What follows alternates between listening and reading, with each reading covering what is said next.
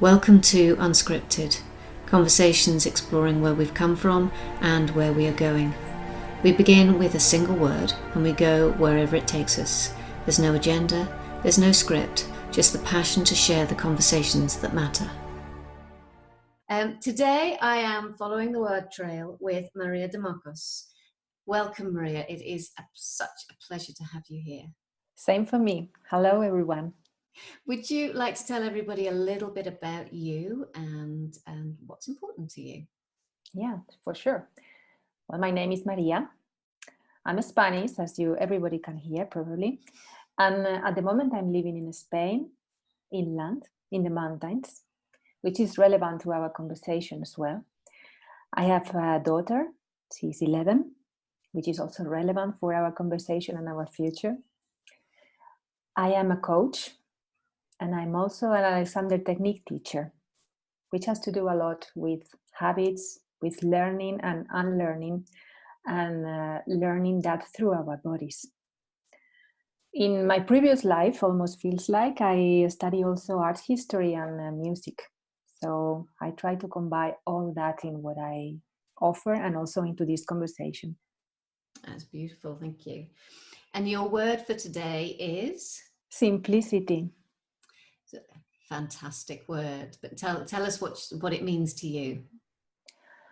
Can I tell a little story so we can go back a little bit and you know where it comes from? This last August, where I live, the mountain was burned. There was a huge fire, two big fires provoked by someone.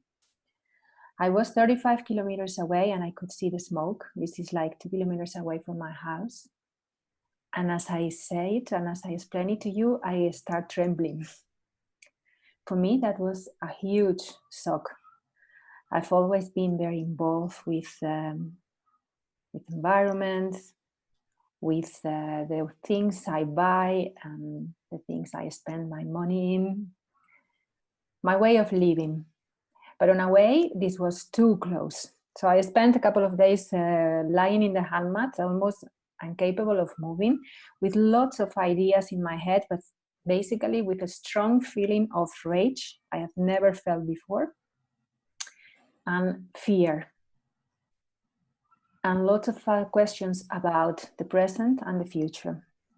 And it struck me with clarity the idea of I need to rise up.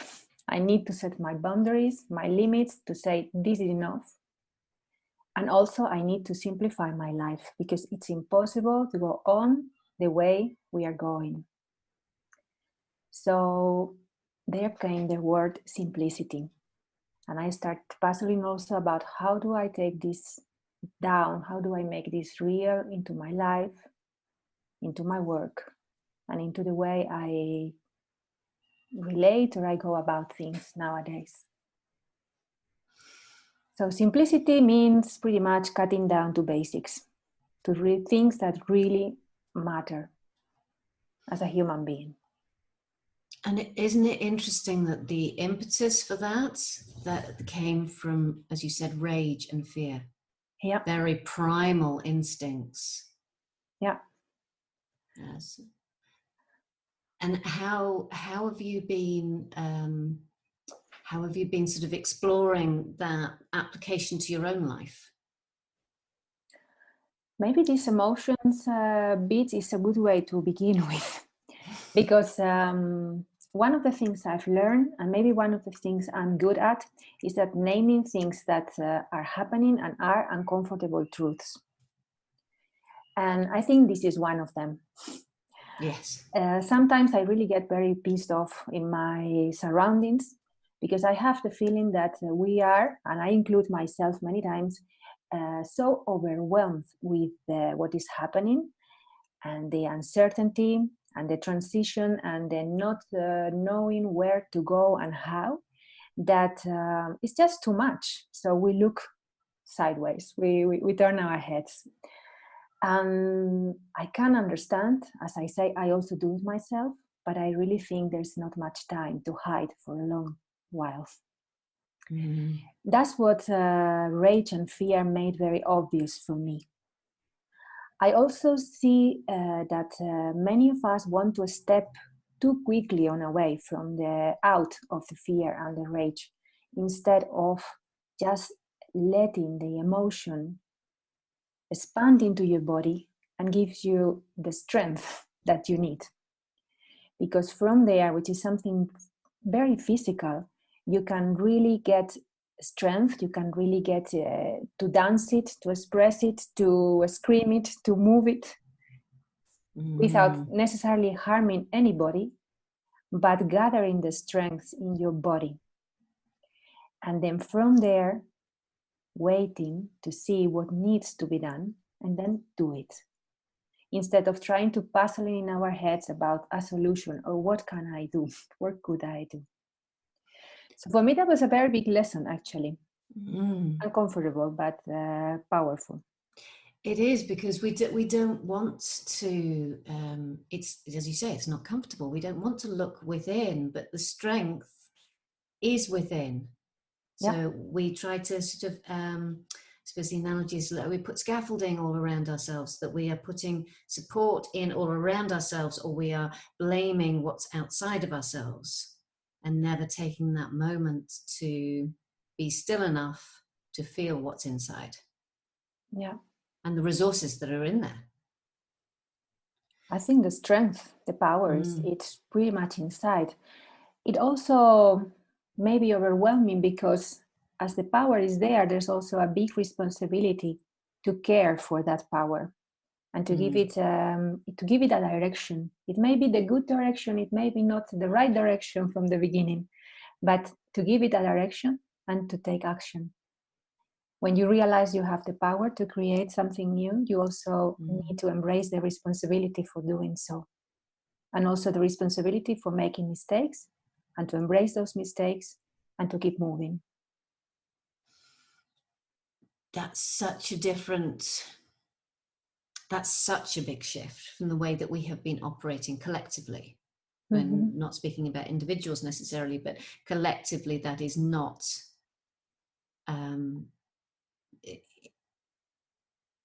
collectively, there hasn't been the permission to do that.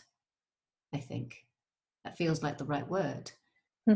That embracing the mistakes, accepting that, and taking the responsibility. And I think that's reflected back to us in politics in particular, because politics is one of the most visible ways we have of seeing what our collective is like, and that how politicians will wriggle out of taking responsibility for something. Oh, it's this or it's that's caused the problems. Do you know what I mean? Does that make sense? See, I know what you mean. I think if we take into the realm of politics, and I can only speak here as a citizen, not as an expert, of course, of what politics is about, I think at the moment it's quite astonishing what we are going through. In my country, I don't have the words to name it, but I think it's not just here, it's everywhere. Yeah. But in a way also, what amazes me there is that we have the power we have much more power than we believe, but we don't rise. And I'm not saying rising in an angry word or in a violent word, which, who knows, maybe we need a little bit more spark into things than just talking about things. That's also what I realized, like we are so much driven into the mind. And I think also, I was listening to a conference this summer, I cannot recall from who said this. It would be great, maybe I can search it later on, but talking about the options to capitalism, she said something like the big power is that everything that happens is unnamed.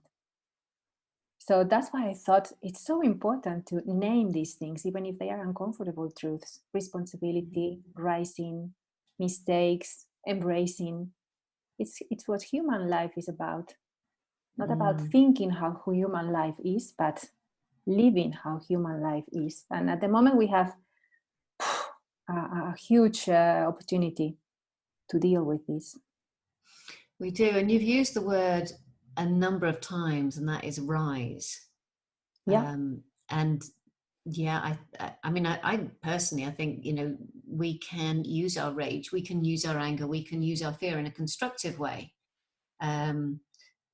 If we are, as you say, if we're taking responsibility for our actions. But this concept of rising, and it's, to me, that this idea is more about this belief that I am not a pawn, I am not a victim, that I have control, I have power. And that shift in that, I think for all of us, that shift in that understanding that because we are now so interconnected across the globe, that we are not insignificant as one person, that we have power and we have control as one person, as an individual within this great big collective. Yeah. Maybe I would like to give you, because this rising idea comes in my mind together with an image. When I was lying in the handmat, I could see in my head this woman standing, rising powerfully, and she had like I don't know if I have the words to express this properly in English, but like a big stick, wooden stick, that instead of pulling it forward, like if I would like to harm you, she's really like digging it deeply into the ground and saying, this is enough. This is my limit. I'm not going any further than this, and you neither. The you in this case doesn't have a face. Yeah, I could put some faces into it, because this applies to my personal life, to where I am, and this is also very related to my womanhood. This applies in my personal life to some people around me, to some men around me, to my daughter sometimes, to my close circle of friends, to my colleagues, to politics. On a way, it's like, this is it. And I can do that gesture. I can stand firmly and also gently. I don't need to be aggressive, but I need to be clear. Yeah. That's what the word rising rises in me at the moment.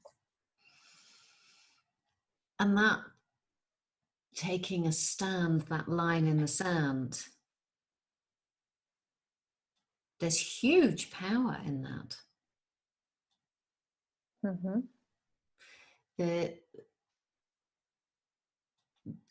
don't know, it just feels that we have become so easily moved by the weight of, I think this works two ways. I think it works for good and it works for not so good. But we have become so easily swayed in our opinions, and the way that the media works in order to manipulate our perceptions. And we've seen it's coming out more and more how the media is manipulating very big collective decisions. And then you have the example of, for example, David Attenborough sparking such a worldwide backlash against plastic. So it can go in multiple directions. But when there is such momentum, it's often hard to find your own boundaries. Yeah. When I hear you, I get an idea about that could be helpful.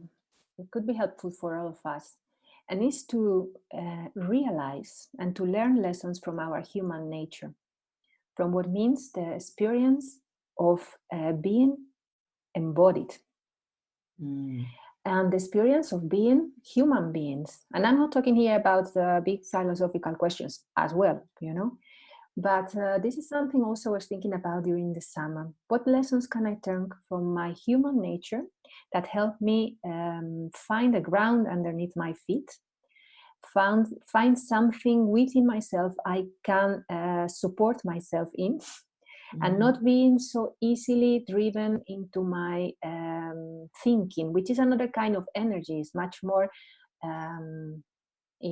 you say it in English, immaterial, like it doesn't have this weight of the I'm lacking the word. It's not tangible. That's it. It's not tangible.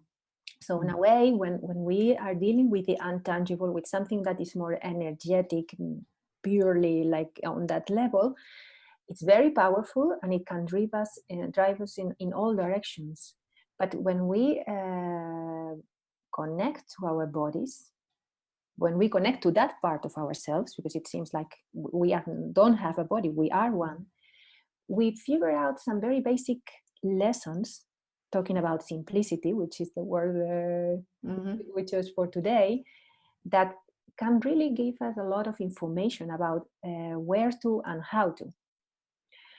And if you want, we could talk a little bit about those. Yeah. Maybe it's interesting to share absolutely. for all of us. I think when we embody ourselves, we come across, first of all, about that fact. We do have a body, and it's substance, it's material. And therefore, it does have, it needs to be cared for. So it confronts us with the need for nurturance and care. And it also learns us a lot about rhythm. Because we are living nowadays as if everything is infinite and it can be available all the time. And the same in nature, the same in our body, because that's nature. That's not true. Not everything is available all the time, and not everything will be available all the time. So the second lesson it learns me is that I have limits. I cannot grow infinitely, not in that direction. I cannot expand physically in that direction. I cannot take as many resources as I wish or as we have been doing, because there is a limit to it. And we are, and probably we already went far beyond the limit. And I'm talking here about water, about natural resources, all those things we can hardly live without, so to say, about air. So it informs me about nurturance, rhythm, limits, connection, because also in my body everything is connected, and if I want to keep alive, I need to be connected also with the ground, with the air, with other human beings. I need to be touched, I need to be held.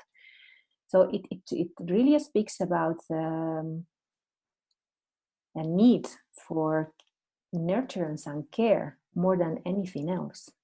And I think, and this is why maybe also the most important at this moment, or not the most, but important, and it's that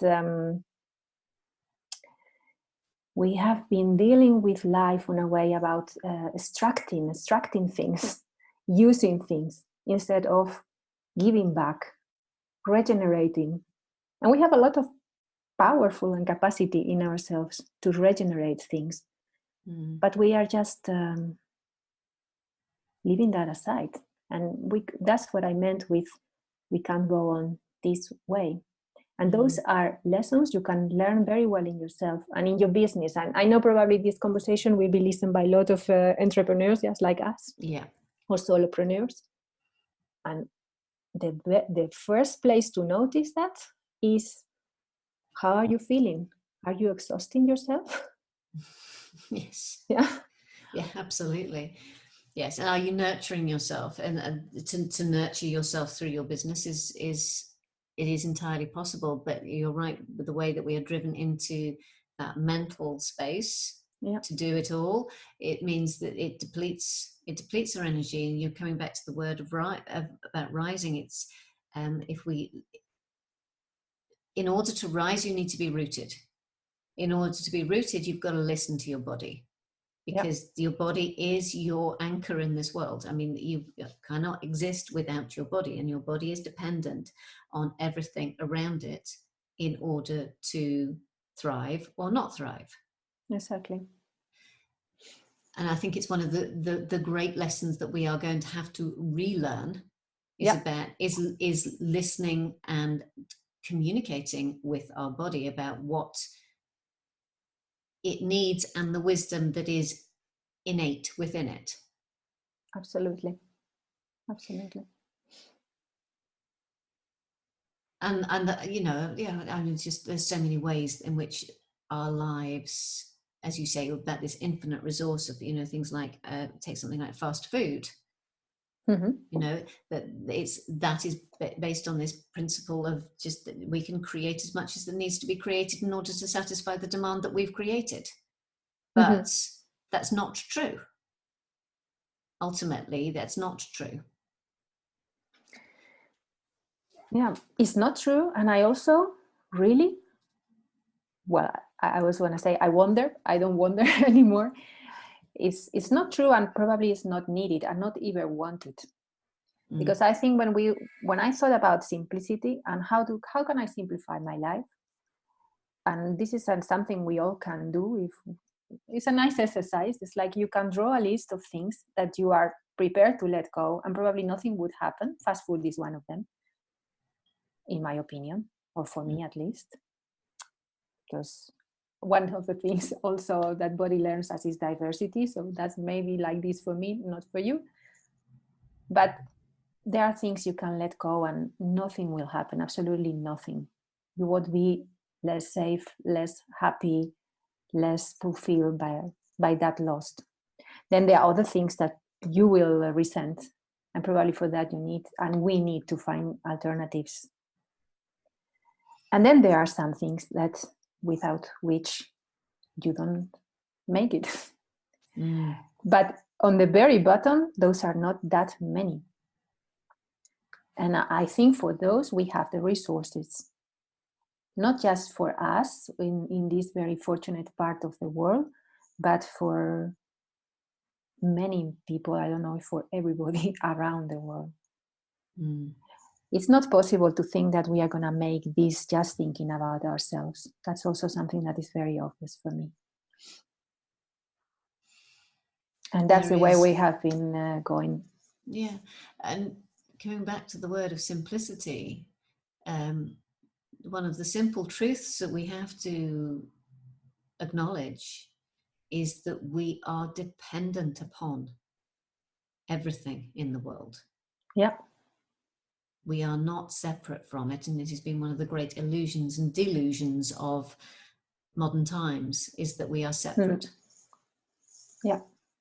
This idea, and this is something that really, it's very nice to experience in the body, that connection. Connection to yourself, to ourselves, among ourselves, and with everything. Because we need to be held and supported by everything. Also, we need to support everything. It goes both ways. Yes, because when we're contributing positively, we are giving. We are creating that support both for ourselves and for others. Yeah. But if we're not taking responsibility for our own actions, then there's great big structural holes in that support network. Yeah. And there's also something that makes it whole, and I think because we are together in a collective, right? So it's good to mention, is the acknowledgement and the recognition of the value of what we bring out there. Because in a way, we give each other support. We are there for each other. We stand together. And many times that goes unnoticed or unnamed or unrecognized, so to say. Yeah. I think it's also very important to start giving a value to that part of our energy that is dedicated to support each other, which traditionally has never received it. Say that you not only run your business, you also raise your children. Yes. Or you also care for your elders. Or you also contribute to your community somehow. All that, even if unpaid, is it's work, it's labor, and it needs to be acknowledged and recognized to begin with, and to begin with by ourselves. Yes. Yes, to recognize the total sum of what we do rather than defining ourselves by a label. I am this or I am that. And I find people say, oh, I'm a mother, or I'm an entrepreneur, or I'm, you know, a footballer, or what. And we put a label on ourselves by what we do, not the way that we show up, the way that we contribute, the way that we act. Mm-hmm. Because as you say, we don't have a name, a word. Mm-hmm. We can't acknowledge it because there isn't really a word. I think probably that certainly in the UK, the expression civic responsibility is the word and that just doesn't come anywhere close to expressing the motivation behind it, the energy behind it just doesn't come anywhere close, does it? Yeah, no.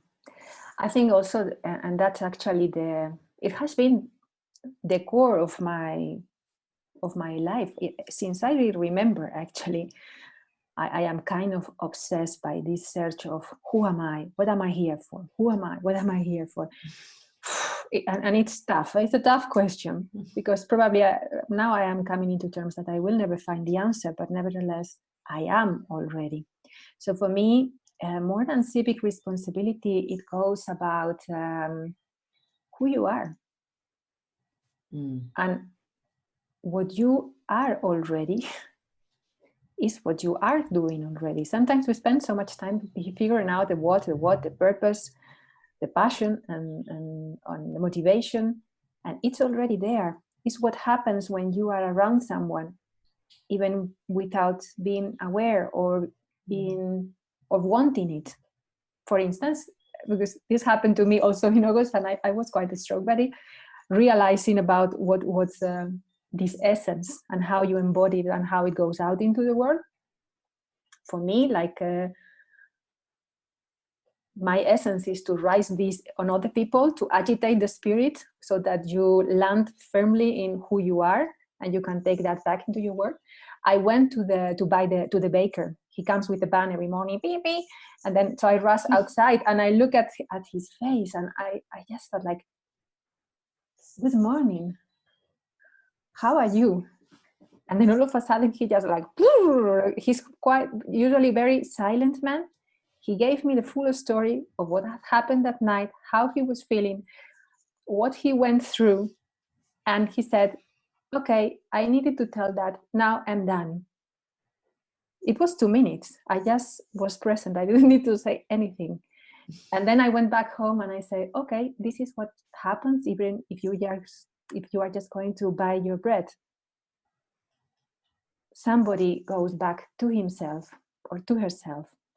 And you remember, like, I think this happened more in ancient or in other kinds of culture than not our own anymore, where you are named by your gift.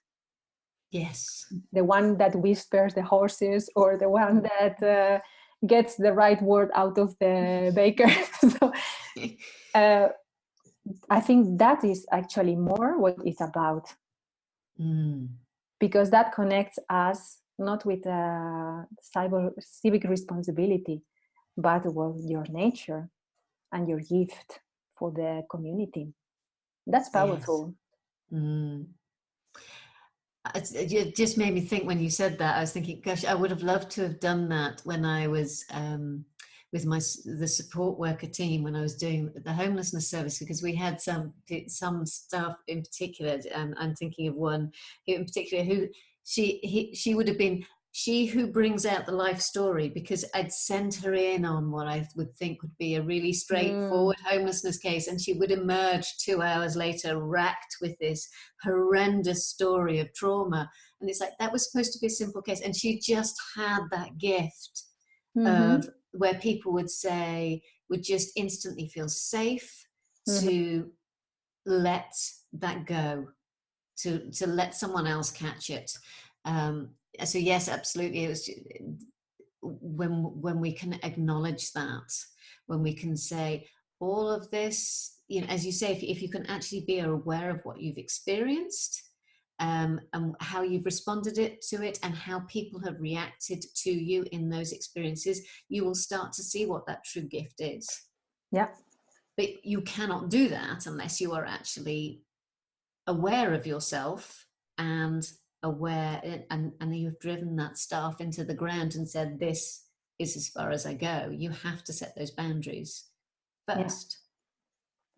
And you need to be connected with your body, because actually, I believe, this is my own experience, that the signaling, the lighthouse, it's in there. There is the authority.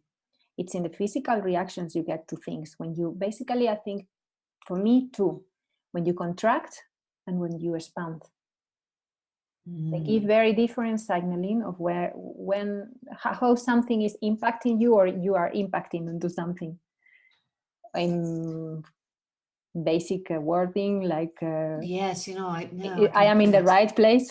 Yes. So it's whether you are almost like recoiling from something, or you are leaning into something and actually directing it, almost. Yeah, for instance. On one level. So, yeah. But this does relate very strongly to your Alexander technique, doesn't it? Yeah. Yeah, because that awareness of the body and the movement of the body in response to.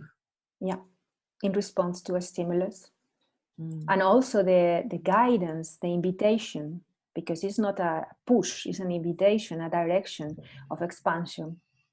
And how you organize inwardly your body, your neck, your head, your back, your legs and arms, to embody that expansion within yourself. Then you immediately have a very accurate perception on when that expansion is being lost. It's being held, it's being refrained. And then you can unlock it. That's a very powerful experience, because then you can go into life and you have a radar about how you are moving about things. And for me, it was powerful because I used to get, and sometimes I get lost, very lost in my head. And I look for a criteria there and I don't find it. Sorry, I interrupted you. No, I mean, the head is full of many, many rabbit holes that we can disappear down, and many, yes, this has been one of my great lessons over the last few years, because I have always been a very not mental, but head led, you know, that I enjoy following trails, I enjoy exploring concepts, you know, that for me has been a place where I have been very happy. But it's very hard to understand the truth of any of those thoughts unless you allow them to land in the body. Or so that was my starting point, really, was to allow those thoughts to land in the body and say, how did they feel? But actually that's when I realized that was still the wrong way around, that it has to rise, coming back that word again, rise up from within, that we have to draw it up through and if you want to go back, you know, to our energy centers, you know, the energy centers, the first one is about, you know, it's all about who are we, and drawing that up through our creativity, through our willpower, through our hearts. Before we speak it, before we think it, before we know it, all of that it's coming up from within. So really our creativity is born in our bodies, and our bodies are our means of actually taking action, however we choose to do it, whether that's with our hands, with our words, with our eyes, with, you know, whether we are singing, we are moving, we are whatever we are doing, our body is our means of doing it.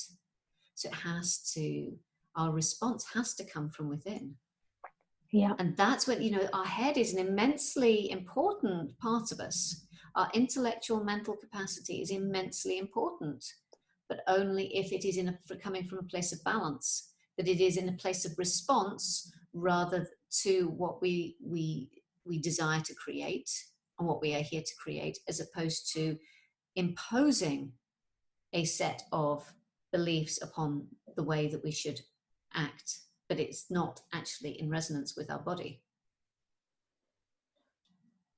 At the end, our brains and our mind are also part of our body, the same way than our liver or our heart. Exactly. They have their own function. Mm. And when you, I mean, we are very complex systems, but the nervous system can hardly work without information that it gathers from through the body, through the senses. And the same way, and the other way around, so to say, you know, the body can hardly organize anything without that information being processed, digested, transformed, turned into something else, into an impulse, into not an impulse, into a direction, into an action. So I think that's also another one of those separations that are harming ourselves pretty much, like mind and body, and then emotions. It's functional in order to address it, but I think in reality is very dysfunctional. The same way than this I think, therefore I am, or I act, I feel, I embody something, you know. The same way than nature and culture is also a split that is very harmful at the moment. And I think maybe going back to simplicity and basics is also going back to our nature, and then to our individual nature as well. Realize how unique we are, and at the same time how we resemble each other. And as you were saying that, the thing that was coming to me was how important it is to have faith and trust that our true nature is a positive thing. I think we have become sort of coming back to some and perhaps manipulation of our perceptions, that there is this sort of sense that some human beings aren't, I don't want to use the word, I would say that some, I can't think of an alternative word, but there is this perhaps perception that some people are just evil, and that that we've been painted as human beings, we've been painted as not, oh no, I'm just going to rephrase it and just say that having faith in human nature, faith in the good in people, faith in the good in ourselves, to respond in the right way. And I genuinely do think that faith in our own human nature has been rattled, and that when we can come back to that simplicity, to that rising, that we can actually say, yes, I have faith in myself to act in a way, not just in integrity with yourself, but in a way that is honorable. Yeah. And honoring. I'm gonna push that a little bit forward with another idea, which is not very comfortable, because I see this also in the sessions very often. Trying to gain that faith into our goodness, we try to do that by denying also our evils, so to say. And I've done this for so many years. I just wanted the light, the best, you know, my best being. It's impossible till you really embrace, I'm gonna be a bit rude here probably, but you really embrace your shit. So no, I'm not that sweet woman all the time. I have lots of rage inside me. I am furious, I am chaotic, I am incoherent. I can be very wise, and next minute I can be like, if I know nothing, contradicting myself, which is something which for me is very hard, because coherence for me is important. And I have to deal with all this mess, which involves being human. I think that's something we really need in order to be in peace with our natures, and also to understand how other human beings that we really find difficult to understand. At the moment, I could name a few examples of people or men, I would say, like, wow. But that wow, and this has taken me also a while, is like, if I am preaching that I am connected to everything and we are part of just one thing, this man is as important as I am. Maybe he has a different position. He can scream harder. He has more actionable power, so to say. I don't know. But I am as important as him, and we are part of the same body. Yeah. And that's an uncomfortable thing to settle. I'm dealing with it. Because otherwise I tend to split myself from that whole. And I have to say also that trying to be an entrepreneur from this way we are doing nowadays, you can end up pretty isolated. Yes. By believing one of the two, or alternative one of them, that you are better than anybody else because you are more conscious, or that you are a weirdo because nobody understands you and you are powerless because you don't manage to connect with other people. Yeah. So yeah, you're right. It's not a comfortable truth. It's not comfortable to confront, and that you can't. I always come back to the fact that you can't have darkness without light, and you can't have light without darkness. That they depend upon each other to exist, and that's as true within each of us, within each of ourselves, as it is about the larger scale. For me, I'm very concerned that we understand that balance, so that we stop this tremendous swing from one extreme to the other. Yeah. Because we're never going to heal the divide unless we heal the divide within ourselves, as you say, of separating ourselves or denying parts of ourselves. I think it's about embracing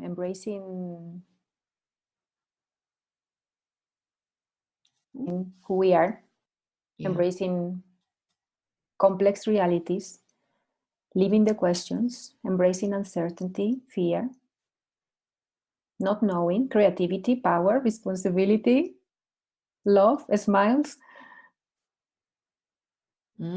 complexity, simplicity, all at once.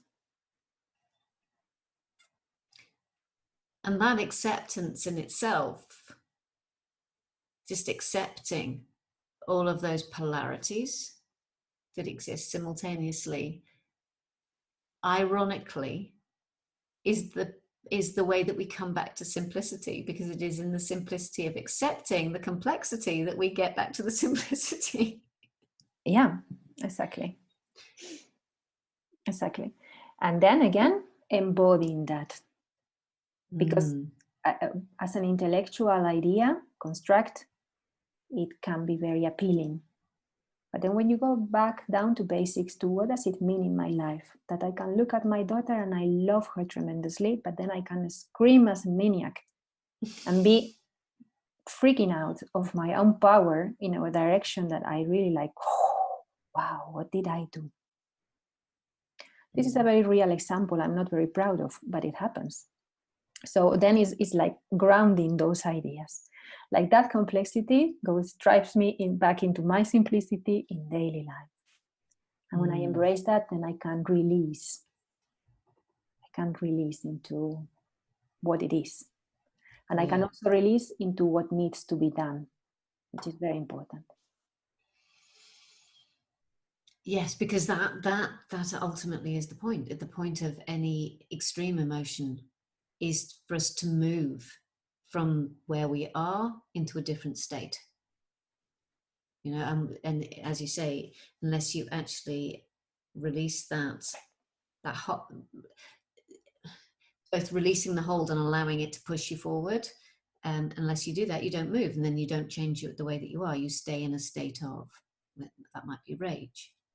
Yeah, but that's where you stay. Yeah. And as you mentioned the word very early on, you talked about rhythm. Yep. And there is a rhythm to this. You have to feel it, you have to move through it, you have to feel what that's teaching you, what you're learning from that experience, so that you can come back to it and feel it from a different perspective again. That without that rhythm, we cannot grow. We cannot grow. We cannot address any of the dilemmas and problems that we are currently facing. See, we cannot nurture, we cannot thrive. We'll exhaust, basically, which is what we are doing. So simplicity has taken us down some interesting routes there. Yes. Maybe to close it, I would like to give you something I developed over the summer, which I can pass you the link if you want, so that you can download it, because it's an application of everything we have been going through. It's about how to stop, how to listen. How am I feeling? Not in my head, not in my emotions, but in my body. What do I need? How can I take care of that need? And what needs to be done? And do it. In simplicity, I hope. So I would like to give you the link. That would be lovely, thank you. And for you to share. And I invite everybody to write back and to share with me what they experience. Absolutely. And we will, of course, make sure that there is a link back to you below this episode. And I just want to say thank you so much for taking us on an interesting journey and exploring some both very personal issues and collective issues simultaneously. So it's been absolutely wonderful and a joy to have you here. Thank you so much. Thank you so much, Polly, to you for this initiative, really, and for everyone listening to us. Thank you. Thank you so much for listening and following the word trails with us. I hope you have found it inspiring and intriguing. The details for all of my guests are in the show notes beneath to help you continue to follow the trail. Happy exploring.